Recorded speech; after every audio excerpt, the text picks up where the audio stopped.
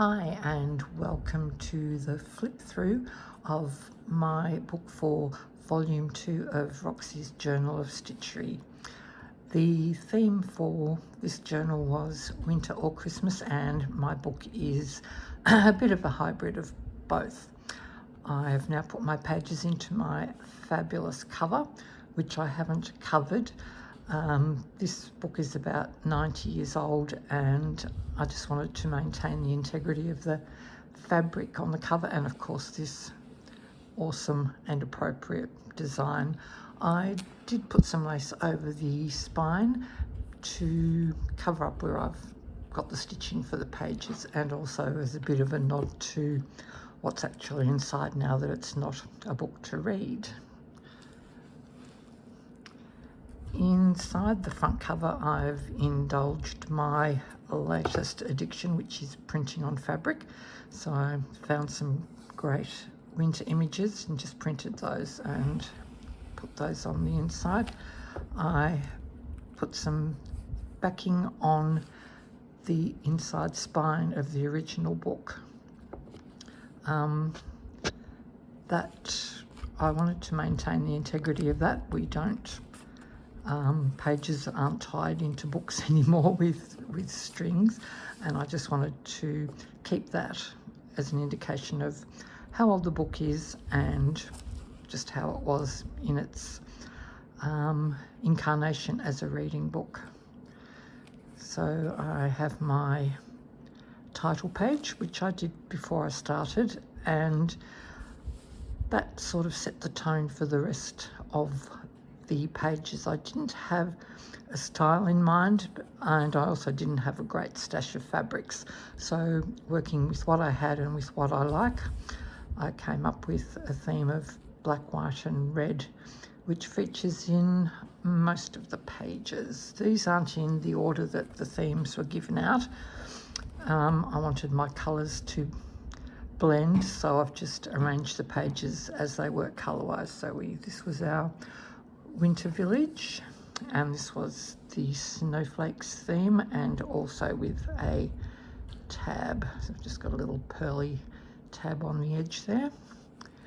And we have my version of a Christmas tree and a cluster of buttons, and after doing that I've discovered I really like using buttons, and they feature on a lot of pages.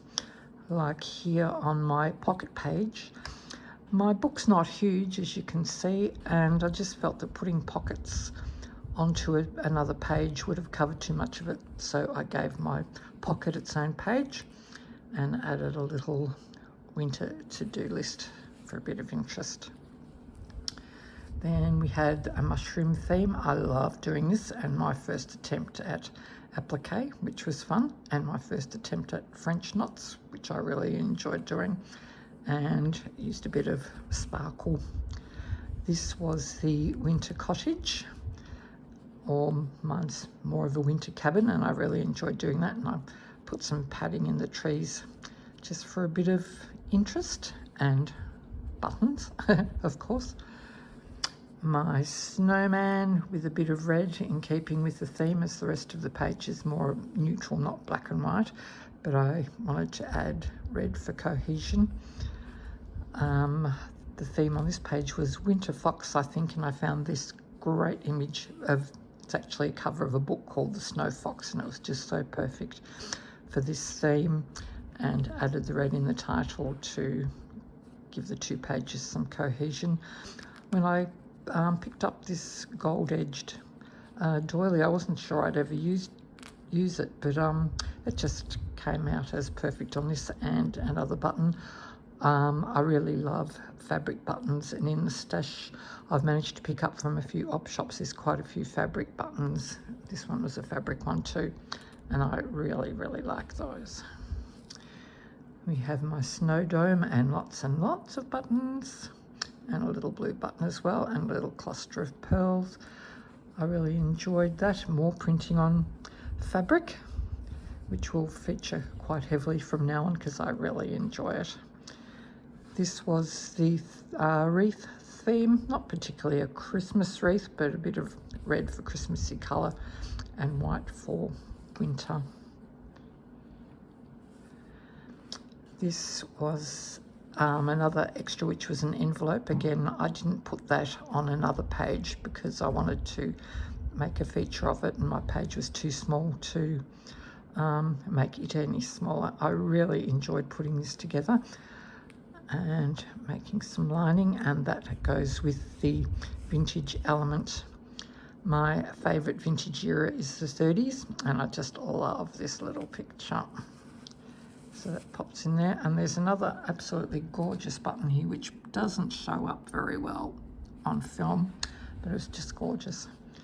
Our flip element that I also put on its own page because it's quite sizable, and another printed image on fabric that is just beautiful. And my last page was the winter bird.